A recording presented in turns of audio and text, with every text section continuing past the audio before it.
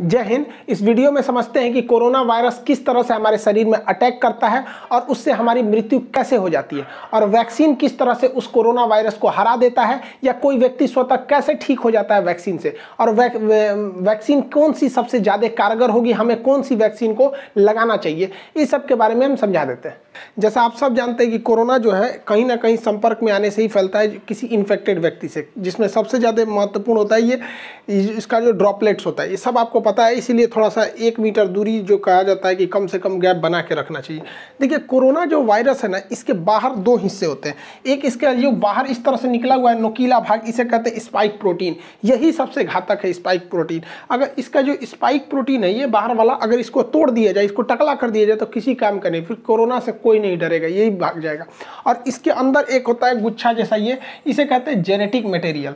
ये करता है, ये हमारी बॉडी में घुसने में मदद कर देता है, और ये जेनेटिक मटेरियल जो है ना, अपने जैसे नए संतान को उत्पन्न कर देता है। इसलिए अगर एक भी कोरोना वायरस आया तो इसके अंदर का ये जो जेनेटिक मटेरियल है, ये उसको 1 से कब 1 लाख बना देगा, कब 1 करोड़ बना देगा, कुछ नहीं पता। तो ये जनरेशन बढ़ाने के लिए होता है, ये स्पाइक प्रोटीन शरीर में एंट्री करने के लिए होता है। ये कोरोना वायरस जो होता है, इसका ये स्पाइक प्रोटीन जो होता है, ये केवल फेफड़े में ही टच कर सकता है, बाकी शरीर में कहीं से भी ये एंट्री शरीर के अंदर सेल में नहीं कर सकता है। फेफड़े के जो सेल होते हैं काफ़ी सेंसिटिव होते हैं, और सेल में भी जो सेल मेम्ब्रेन होता है, वहाँ से ये एंट्री नहीं कर सकता है। सेल मेम्ब्रेन कुछ खास चीज़ को ही अपने अंदर जाने देते हैं, जैसे प्रोटीन, विटामिन, इन सब को जाने देते हैं। बाकी जो नया कुछ चीज़ आएगा ना, जो बॉडी में बाहर से लिया जाता है, तो उसको जाने के लिए ये रिसेप्टर लगे होते हैं। कोरोना वायरस का ये स्पाइक प्रोटीन इसी रिसेप्टर पर चिपक जाता है, और इसी के माध्यम से अंदर चला जाता है, और अंदर जाके अपना जेनेटिक इन्फॉर्मेशन दे देता है। और ये फेफड़े में ही जाता है, क्योंकि फेफड़े के जो लंग्स के जो टिश्यूज होते हैं, जो उसके सेल होते हैं, वो काफ़ी सेंसिटिव होते हैं। अब देखिए, ये जो कोरोना वायरस है, ये फेफड़ा है, फेफड़ा का ये रिसेप्टर है, ये ससुरा पकड़ लेता है कोरोना को, कोरोना जाके इसी में चिपक जाता है, और यही इसको खींच के अंदर लेके चला जाता है। यही सबसे घातक हो जाता है। जैसे ये रिसेप्टर में चिपकता है, रिसेप्टर इसको खींच के अंदर ले जाता है, ये यहाँ से चिपका के अंदर लेके चला जाएगा। अंदर जाने के बाद इसका जेनेटिक मटेरियल जो है, आरएनए जो है, ये हमारे शरीर के अंदर जाके डीएनए से मैच करने लगता है, हम लोग के फेफड़ा के अंदर चला जाता है। और फेफड़ा के अंदर जाने के बाद, जैसे ये इसके रिसेप्टर पे टच हुआ इसका स्पाइक प्रोटीन, और ये इसको लेके अंदर गया, और अंदर जाने के बाद ये क्या करता है, हमारा न्यूक्लियस जो है, हमारे शरीर का जो न्यूक्लियस है, ये बहुत सीधा साधा है। इसको पता है कि स्पाइक प्रोटीन से जो भी ये रिसेप्टर से अंदर आ रहा है, वो ठीक ठाक आदमी है। तो इस ससुरा जो कोरोना है, इस सीधे जाके पूछता है न्यूक्लियस से कि फोटोकॉपी मशीन कहाँ है वो फोटोकॉपी मशीन जिससे नए नए चीज़ों के बनते हैं। तो हमारे शरीर में फोटोकॉपी मशीन का काम करता है राइबोसोम। ये राइबोसोम धड़ाधड़ फोटोकॉपी करता है, किस चीज़ का, तो प्रोटीन का। तो हमारे शरीर में धड़ाधड़ प्रोटीन निर्माण करने का काम करता है यही राइबोसोम। अब देखिए, फोटोकॉपी मशीन की एक खराबी है, इस पर कौन सा पेपर रखे हैं, ये उसी का कॉपी करेगा, इसको नहीं पता कि कॉपी क्या हो रहा है।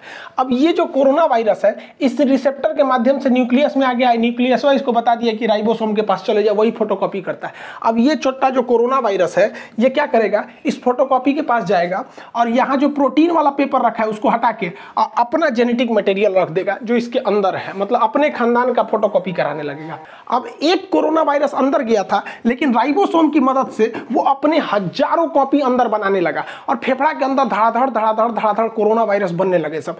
अब हमारा ही बॉडी उसको कोरोना वायरस बना रहा है। सोचिए, हमारा खुद का फेफड़ा, हमारा खुद का राइबोसोम जो कल तक प्रोटीन का फोटोकॉपी करता था, उसके स्कैनर से प्रोटीन हटा के आरएनए, ये कोरोना वाला ने अपना आरएनए रख दिया, उसी का फोटोकॉपी कर रहा है। तो इसको रेप्लिकेशन कहा जाता है। बहुत तेजी से बढ़ते हैं सब यहाँ पर। अब पूरे फेफड़े में ना ये कोरोना वायरस घूमने लगते हैं। तो हमारे शरीर का जो इम्यून सिस्टम है, कहते हैं ये कौन चीज़ है रे, ये कौन चीज़ आ गया यहाँ पर। पूरा इम्यून सिस्टम कंफ्यूजन में हो जाता है, उसको पता नहीं चलता है कि है कौन, लेकिन ये समझ जाता है कि ठीक आदमी नहीं है, इसको मारना चाहिए। तो हमारे शरीर का जो इम्यून सिस्टम है, ये इसको लगता है मारने, धड़ मार काट करता है। तो हमारे शरीर को पता ही नहीं चल रहा, हम लोग ऐसे घूम रहे हैं आराम से, हम लोग के फेफड़ा में मार धाड़ चल रहा है, हमारा एंटीबॉडी जो है, ये हमारा इम्यून सिस्टम धड़ मार रहा है इसको। तो हम लोग को बुखार आना चालू हो जाता है, क्योंकि हमारे शरीर का ये डिफेंस मैकेनिज्म है कि जब भी अंदर मार धाड़ चलती है तो बुखार हो जाता है, ताकि वो टेम्परेचर से कोई कोई नए नए छोटे मोटे वायरस वगैरह ऐसे मर जाए, लेकिन ससुरा मरता नहीं है यहाँ पे, अरे मारे जा रहा है, मर ही नहीं रहा है यहाँ पे। तो न्यूक्लियस कहता है कि रे आप बकलोलवा, वो मारने से नहीं मरेगा, यहाँ फोटोकॉपी होके उधड़ाधड़ निकल रहा है, इसकी कमी ही नहीं कर सकते तुम मार के। तो ये कहता है कि भैया तो हम कौन सी करें। तो न्यूक्लियस इसको बताता है हमारे इम्यून सिस्टम को कि एक काम करो, तुम एंटीबॉडी बनाओ, क्योंकि इसको घुसने से रोको, क्योंकि अगर ये घुस जाएगा ना, एगो तो घुस के अपना फोटोकॉपी बना ही रहा है, इसको घुसने से रोको। तो ये कहता है कि क्या करे, ही रिसेप्टरवा नोच देगा। तो ये कहता है अरे भैया ओकरा मत नोच, एके नोच देगा ना तो कब वो दवाई खाएगा तो दवाइयों अंदर नहीं जाएगा। एक काम करना, इसी को बर्बाद कर दो, इसका जो खोपड़िया है, इसको खोपड़िया को कैसे भी बर्बाद करो। तो खोपड़िया का जो चिपकने वाला ना, उसका थुथुरा कूच दिया जाता है। तो थुथुरवा कूचने के लिए एक एंटीबॉडी होता है। तो हमारे शरीर का डिफेंस मैकेनिज्म एक एंटीबॉडी बनाता है। ये एंटीबॉडी जाके इसके मुँह से सट जाता है, मुंह से चिपक जाएगा। देखिए यहाँ जाके चिपक गया, ये ऐसे चिपक गया, ऐसे चिपक गया। तो ये चिपक जाते हैं सब, तो वो जैसे चिपक जाएगा तो वो इससे नहीं सट पाएगा। अब इसके स्पाइक प्रोटीन जो हमारे फेफड़े के रिसेप्टर से सट रहा था, अगर एंटीबॉडी शरीर में बनने लगेगा तो जाके चिपक जाएगा इसकी स्पाइक प्रोटीन से, और वो चिपक नहीं पाएगा। बस इसी तरह कोरोना सही हो जाता है। जिसके शरीर में एंटीबॉडी बनने लगा, वो एंटीबॉडी जाके किससे चिपकेगा, कोरोना वायरस के यहाँ पर जो स्पाइक प्रोटीन है उससे, और इस सिस्टम को लॉक कर देगा। अब ये लॉक कर देगा तो ये वाला इसमें जा नहीं पाएगा। लेकिन इस ससुरा कोरोना के बाहर बहुत ज़्यादा स्पाइक प्रोटीन है, तो बहुत ज़्यादा मात्रा में एंटीबॉडी होना चाहिए, तभी ना ये सबको लॉक करेगा। अभी देखिए ना, 1 2 3 4 5 पाँचों को लॉक कर पाया, इस ससुरा कहीं ना कहीं से सट के घुस जाएगा। इसलिए हमारे शरीर में एंटीबॉडी ज़्यादा बनना चाहिए। देखिए यहाँ पे खूब ज़्यादा मात्रा में एंटीबॉडी बना है, ये सब देखिए एंटीबॉडी। तो जिसके शरीर में ज़्यादा एंटीबॉडी बना, वो कोरोना जैसे आया, एंटीबॉडी बन गया, धड़ाधड़ कोरोना का मुंह बंद कर दिया, अरे चुप ससुराना, तो तू सट के अंदर घुस जाएगा। और जिसमें ये एंटीबॉडी नहीं बन पाया, वही लोग मर जाते हैं। तो कहा जाता है जिसका इम्यून अच्छा होगा, अच्छा होने का मतलब वो एंटीबॉडी ज़्यादा बना देगा, कोरोना का मुंह चिपका देगा, थाप दिया, चल चुपचाप रहो यहाँ पे, अब वो बच जाएगा यहाँ पे। अब आपको एक बात समझ में आ रही होगी हल्का हल्का कि वैक्सीन क्या करेगा। वैक्सीन कुछ नहीं करेगा, बल्कि वैक्सीन इसी एंटीबॉडी को बनाएगा ताकि यह एंटीबॉडी कोरोना के स्पाइक प्रोटीन पर जाके सट जाए और उसका मुंह बंद कर दे। अगर मुंह बंद हो गया तो कोरोना हमारे शरीर के रिसेप्टर से टच होके अंदर नहीं जा पाएगा, वो ऐसे ही ऊपर घूमते घूमते अपने से मर जाएगा। तो वैक्सीन का यही मेन काम हो गया कि वैक्सीन जैसे हमारे शरीर में लग जाता है तो इतना ज़्यादा हमारे शरीर में एंटीबॉडी बन जाता है कि ये एंटीबॉडी कोरोना को चारों ओर से घेर लेता है। कहता है कि आओ आप सट जाओ हमारे में, तो चारों ओर से ये एंटीबॉडी सट जाता है। जब एंटीबॉडी सट जाएगा तो कोरोना के जितने स्पाइक प्रोटीन है उसका मुंह बंद हो जाएगा, हमारे शरीर में एंट्री नहीं मार पाएगा, दूसरा कोई काम नहीं है। जैसे देखिए ये एक ह्यूमन सेल है, अब इसमें क्या है, कोरोना वायरस का स्पाइक प्रोटीन फंस गया है, लेकिन जब उसमें न्यूट्रलाइज किया गया एंटीबॉडी देकर तो ये एंटीबॉडी जाके इससे सट गया है, ये एंटीबॉडी सट गया। अब ये इससे डायरेक्ट टच में नहीं आ सकता है, तो हमें कोरोना नहीं होगा। यही काम होता है हमारे वैक्सीन का। अब इसमें इतना टाइम क्यों लग गया, तो देखिए वैक्सीन बनाने में सबसे बड़ा था कि इसके अंदर का जेनेटिक मटेरियल जो फोटोकॉपी कर रहा था वो क्या है पता करने के लिए। तो बाद में पता चला कि वो आरएनए है। देखिए हमारे शरीर में डीएनए होता है, डाईऑक्सीराइबोज न्यूक्लिक। डीएनए जो होता है वो 2 धागा का बना होता है यहाँ पर देखिए, और आरएनए जो होता है वो केवल सिंगल हेलिक्स होता है, सिंगल धागा का बना होता है आरएनए। तो जितने वायरस होते हैं वो आरएनए होते हैं, ज्यादातर वायरस आरएनए। अब आरएनए को बनने में ज्यादा टाइम नहीं लगता है, खटाखट आरएनए बनता है, जबकि डीएनए बनने में टाइम लगता है। तो वायरस जो है बड़ा जल्दी जल्दी बनने लगते हैं सब यहाँ पे। तो वैज्ञानिकों ने इसी आरएनए को पकड़ के निकाला, इसलिए जितना वैक्सीन है सब वैक्सीन को आरएनए वैक्सीन, एमआरएनए वैक्सीन कहा जाता है। तो इस कोरोना का जो आरएनए है उसे वैज्ञानिकों ने निकाल लिया। अब देखिए हम लोग में तो डीएनए पाया जाता है, तो डीएनए नहीं है, देखिए डीएनए आरएनए में अंतर नहीं। एक उखाड़ दीजिए इसका तो क्या बन जाता है, आरएनए बन जाता है। तो डीएनए से आरएनए बनाया जा सकता है, उखाड़ के नोच लीजिए बस क्या बन जाएगा, आरएनए बन जाएगा। तो वैज्ञानिकों को कोरोना वायरस का आरएनए मिल गया। तो कोरोना कैसा वायरस है, एक आरएनए वायरस है, बस हमको ये मिल गया। अब वैज्ञानिकों ने क्या किया, इस आरएनए वायरस को केमिकल से कमजोर करके इसका नकल कर लिया, और इसे नकल करके जैसा इसके अंदर आरएनए था वैसे ही आरएनए को इंजेक्शन से हमारे बॉडी के अंदर भर दिया। और जैसे बॉडी के अंदर भरा तो बॉडी के अंदर क्या पहुंच गए सब, ये कोरोना वायरस। बट ये ओरिजिनल तो है नहीं, ये तो लैब में इन्होंने आरएनए से बनाया है, ओरिजिनल नहीं है। अब बताइए, ये ओरिजिनल नहीं है लेकिन दिखने में तो उसी के जैसा है, और जब दिखने में वैसे ही है तो शरीर के अंदर जाएगा तो शरीर के अंदर से एंटीबॉडी बनने लगेंगी ज़्यादा ज़्यादा, और इन दवाओं में एंटीबॉडी को बढ़ाने के लिए केमिकल मिला दिया जाता है, तो ज़्यादा से ज़्यादा एंटीबॉडी बनने लगेगी। तो जब कभी हमें वैक्सीन लगा दिया जाता है तो यह वैक्सीन एंटीबॉडी का निर्माण बहुत जोर से करने लगती है और हमारे शरीर में खूब ज़्यादा एंटीबॉडी हो जाता है, जो कि नकली कोरोना वायरस को देखकर बना होता है। और इसी बीच में ना वो पूरे उस कोरोना वायरस को घेर लेते हैं, हमारे शरीर में पूरा का पूरा एंटीबॉडी हो गया। और जब कभी भी ओरिजिनल कोरोना आता है तो हमारे एंटीबॉडी घेर लेते हैं कोरोना का, चाचा आ गए, चाचा आ गए, चाचा को घेर लो, चाचा को घेर लो, पूरा घेर लेते हैं चाचा को, और चाचा का थूथूर चिपका देता है, लो चुपचाप सट गया यहाँ पे, तो सटा लेते हैं सब। अब कोरोना तो कुछ कर नहीं पाएगा क्योंकि वो डायरेक्ट सेल मेम्ब्रेन में नहीं घुस सकता है, क्योंकि सेल मेम्ब्रेन सेमी परमेबल होता है। बायोलॉजी के बैच में पढ़ा दिए थे, सेमी परमेबल का मतलब होता है अर्धपारगम, मतलब किसी खास चीज़ को जाने देगा और कुछ खास चीज़ को ही आने देगा, उस खास चीज़ में कोरोना शामिल नहीं है। इसलिए कोरोना जब भी जाएगा तो रिसेप्टर से जाएगा, और ये एंटीबॉडी जाके कोरोना के स्पाइक प्रोटीन का मुंह चिपका दिया, रिसेप्टर से सटेगा नहीं। यही एक सिंपल फंडा होता है वैक्सीन का, ये वैक्सीन यही काम करते हैं सब। अब दुनिया के कई तरह के वैक्सीन है, जिसमें फाइजर जो है वैक्सीन, इस ससुरा अमेरिका का है, इसको -70 डिग्री पे रखना है, ये भारत में पॉसिबल ही नहीं है, हालांकि इसके साइड इफेक्ट ज़्यादा देखे गए। रूस का स्पुतनिक वैक्सीन है, और यूएनओ ने बनाया है गरीब देशों के लिए, अफ्रीका के लिए, जिसमें भारत की भी योगदान है, नोवावैक्स ये वैक्सीन है। ऑक्सफोर्ड यूनिवर्सिटी और एस्ट्राजेनिका ने मिलकर जो वैक्सीन बनाया है उसे भारत में नाम दिया गया कोविशील्ड। ये वैक्सीन भारत में बनी नहीं है, इसका प्रोडक्शन होगा serum institute of India Pune में, जिसके सीईओ हैं आदार पूनावाला। तो ये वैक्सीन है, जितनी वैक्सीन है ये सारी की सारी वैक्सीनें mRNA पर डिपेंड है, यानी आरएनए वैक्सीन है। मतलब कोरोना का कॉपी करें, हमारे बॉडी में घुसा दो, उसको देखा देखी जब वो बनने लगेंगे एंटीबॉडी, तो उस एंटीबॉडी की मात्रा बढ़ा दो, और जब ओरिजिनल कोरोना आएगा तो उसका थुथुर चाप देंगे। सभी सब इसी पर काम करता है, लेकिन भारत का वैक्सीन इस पर काम नहीं करता है। भारत का वैक्सीन जो है भारत बायोटेक ने बनाया, इसे भारत बायोटेक ने, इसका नाम है कोवैक्सीन। ये अलग ही कंसेप्ट है।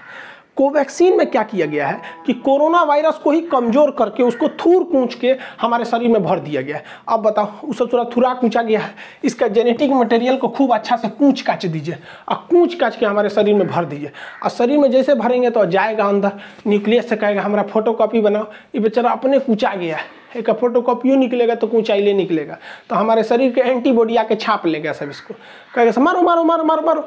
अब भाई हमारे एंटीबॉडी इस कमजोर कोरोना को खूब अच्छा से मार देगा। यही वजह है कि शुरुआत में जब वैक्सीन लिया जा रहा है ना, तो कुछ लोगों को हल्का फीवर आ जा रहा है, क्योंकि वो तो ओरिजिनल लड़ाई चालू है, लेकिन वैक्सीन के थ्रू बहुत ही कमजोर वायरस डाल दिया है भारत, बहु ओरिजिनल वायरस, लेकिन वो इतना कमजोर है कि वो उसका बच्चा भी कमजोर पैदा हो रहा है। तो हमारे शरीर का एंटीबॉडी उससे खेल खेल के सीख ले रहा है, और इसी बीच जब ओरिजिनल वायरस आ रहा है तो उसको भी मार के कूच दे रहे हैं। जा ससुरा, भारत वाला शुरू से जुगाड़ पर डिपेंड है। अब हैंड सैनिटाइजर क्या करता है, देखिए भाई, सैनिटाइजर का काम क्या होता है। सैनिटाइजर जब हम मारते हैं ना, तो ये कोरोना वायरस का जो बाहरी खोल है ना, जिस खोल के ऊपर ये स्पाइक प्रोटीन है, तो ये जो होता है ये सैनिटाइजर इस स्पाइक प्रोटीन को कुछ नहीं करता है, बल्कि जिसके ऊपर इसका खोल है ना, ये खोपड़िए फाड़ देता है, उसको टकला कर देता है, इस तरह से खोखला करके टकला कर देगा, इसका पूरा का पूरा ऊपर का खोपड़िए झाड़ के टकला हो जाएगा। इस ससुरा सैनिटाइजरवा जो है ना, ये तो वैक्सीनवा का बाप है। वैक्सीनवा तो खाली उसका ठोड़वे बंद कर रहा था, ये मारा पूरा टकले कर देता है उसको, अब उसका पूरा आरएनए बाहर निकल जाता है, तो कोरोना रोने लगता है, ओ माय गॉड मेरा आरएनए चल गया, अब क्या करेंगे यहाँ पे। तो आप कहेंगे कि तो सैनिटाइजर वे काहे नहीं पी लेते हैं लोग, सोचा सैनिटाइजरवा ज़्यादा पी लेंगे लोग ना तो फेफड़वा में, तो हम लोग के सोचा रिसेप्टरवा जो है ना फेफड़ा का, एकरो नोच देगा, बस दिक्कत हो जाएगा, हम लोग भी मर जाएंगे लोग यहाँ पे। इसलिए सैनिटाइजर जो है वो केवल बाहर के काम में आता है, वो कोरोना वायरस के बाहरी लेयर को फाड़ देता है। दुनिया में बहुत सारे वैक्सीन है, जिसमें एक ये जितने वैक्सीन है ये आरएनए वैक्सीन है सब, जबकि भारत का जो वैक्सीन है भारत बायोटेक द्वारा, ये तो ओरिजिनल वायरस का ही वैक्सीन है। अब इसमें से सबसे अच्छा कौन है, तो देखिए सारे वैक्सीन अच्छे हैं, डिपेंड करता है किसको कहाँ के ट्रायल पर किया गया है, किसी को अमेरिका में, किसी को इंडिया में, सारे के सारे वैक्सीन एक जैसे हैं, कोई खराब नहीं है। जैसे हम आपसे कहते हैं कि कौन सा साबुन नहाने के लिए अच्छा है, तो भैया आप लाइफ बॉय से नहाओ, चाहे डिटॉल से नहाओ, चाहे पियर से नहाओ, कोई फर्क नहीं पड़ता है, नहा के आप वैसे ही निकलेंगे। जैसे हमारे जैसे आप घड़ी साबुन से नहा लीजिए, कोई फर्क नहीं पड़ता। अब जैसे हम लोग हैं भैंस जैसे हम लोग का चमड़ा है तो उस पर लक्स वगैरह सुनता ही नहीं है, तो घड़ी साबुन ये सब से नहा लीजिए, कोई फर्क नहीं पड़ता है, सब एक जैसा है, कोई दिक्कत नहीं आएगा। वैक्सीन जो है वो 60 से 90% तक ही वो कारगर है। लेकिन फ़ायदा क्या होगा? ऐसा नहीं है कि जिसे वैक्सीन लग गया उसे कोरोना नहीं होगा, होगा, उसको भी हो सकता है, बहुत कम चांस है। और अगर होगा भी ना तो वो घर पे ही ठीक हो जाएगा, मरेगा नहीं। वो सबसे बड़ा फायदा यही है वैक्सीन का, उसे दोबारा कोरोना हो जाएगा बट मरेगा नहीं। तो इससे अच्छा क्या चाहिए? बीमारी हो जाए, खांसी सर्दी हो के ठीक हो जाए, मरिए जा रहा है सोचो, इसमें ना दिक्कत हो जाता है, डेथ नहीं होगा। कोरोना वैक्सीन की 2 डोजेज लगाई जाएंगी। एक डोज से दूसरे डोज के बीच में 28 से 42 दिन का गैप रखा जाएगा। एक डोज मान के चलिए आप 1 तारीख को ले लिए, तो फिर 28 से 40 दिन के बीच में कभी भी एक डोज ले लीजिए, ताकि आपके बॉडी में 2 बार कोरोना वायरस को इंजेक्ट कराया जा सके वैक्सीन के माध्यम से, जिससे कि आपकी एंटीबॉडी रेडी हो सके, लड़ने के लिए तैयार रह सके। अब देखिए, एक रिसर्च करना ये है कि ऐसा माना जा रहा है कि अगर किसी व्यक्ति को पहला डोज अगर फाइजर का लगा दिया जाए और दूसरा डोज कोविशील्ड का लगा दिया जाए तो ये ज़्यादा असरदार होगा। लेकिन अभी क्या हो रहा है कि पहला डोज जिस वैक्सीन का है दूसरा डोज भी उसी का है, लेकिन ऐसा वैज्ञानिकों का कहना है कि अलग अलग डोज दिया जाए। अब चूंकि भारत में 2 ही वैक्सीन है, एक कोविशील्ड है, एक कोवैक्सीन है, तो भारत सरकार को भी इस पर रिसर्च करना चाहिए कि पहला डोज देना चाहिए कोविशील्ड का, दूसरा कोवैक्सीन का ही दे दीजिए, ताकि ज़्यादा सूटेबल रहे, दोनों तरह से हम लोग उसमें वायरस से लड़ सके। यहाँ पर एक्सचेंज कर देना चाहिए। अब इसके साइड इफेक्ट को लेकर कुछ डर रहे हैं, देखिए इसका कोई साइड इफेक्ट नहीं है, 99% लोगों को कोई साइड इफेक्ट नहीं है।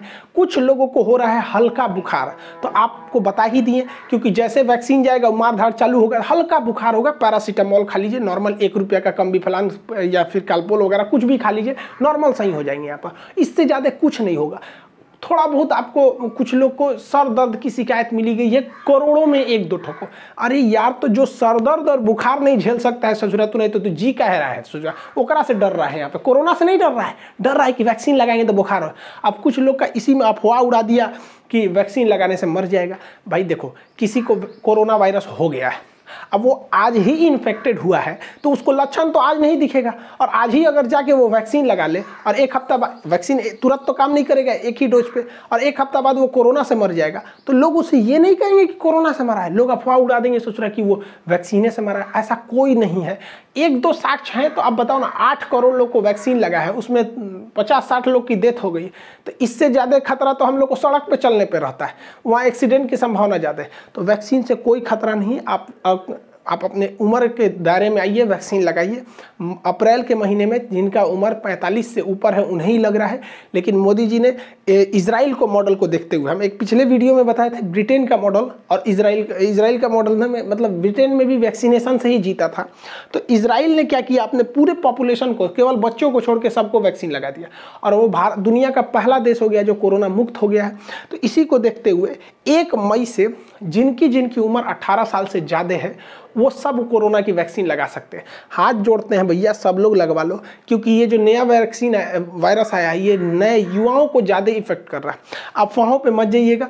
कुछ लोग का अफवाह ये है कि सरकार ना क्या कर रही है, गरीबों को मारने के लिए वैक्सीन दे रही है। अरे यार, तो कौन नशा करके रहता है, सब ये सब है नहीं। एक हमसे कह रहा है कि सरकार ये वैक्सीन लगाएंगे तो हमारा किडनी खराब हो जाएगा, कोई कह रहा है नपुंसक हो जाएंगे, कोनो कह रहा है 2 साल बाद मर जाएंगे। अरे यार, ऐसे लोग को पता नहीं कैसे सरकार झेलती है। ऐसे लोग को सचरों को जेल में डाल देना चाहिए, अफवाह फैलाने वालों को। कोई भी वैक्सीन से कोई दिक्कत नहीं होता है। मेरे पापा वैक्सीन लगाए, उनको शुगर है, उन्हें कोई प्रॉब्लम नहीं हुआ।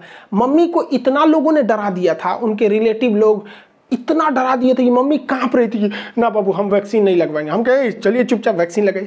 मम्मी को वैक्सीन लगे हुए आज 10-12 दिन हो गए, कोई दिक्कत नहीं है। अब वो सबको समझाती है, नहीं नहीं लगा लो। और जो लोग मेरी मम्मी को डराते थे ना, अब मेरी मम्मी को देख के बाकी सब लोग लगा लिए यहाँ पे। तो आप लोग भी जागरूक होइए। ऐसे लोग जो हैं, जो जिंदगी में कुछ नहीं कर सके, वैक्सीन कहते हैं वैक्सीन मत लो। अजीब हाल है ससुरा सब यहाँ पे। एक मौलाना साहब हमसे आके कह रहे थे कि वैक्सीन सब गलत है यहाँ पे। हम कहा हाँ, आप वैक्सीन मत लीजिए, आप शिलाजीत लीजिए, आपके लायक यही है। आई होप आप वैक्सीनेशन और इसके कैसे काम करता है इसको समझे होंगे। नेक्स्ट वीडियो में हम आपको CT वैल्यू समझा देंगे और पल्स ऑक्सीमीटर वगैरह ये सारी चीज़ों को, RT-PCR चेक कैसे होता है इसके बारे में बता देंगे। मिलेंगे नेक्स्ट क्लास में। जय हिंद।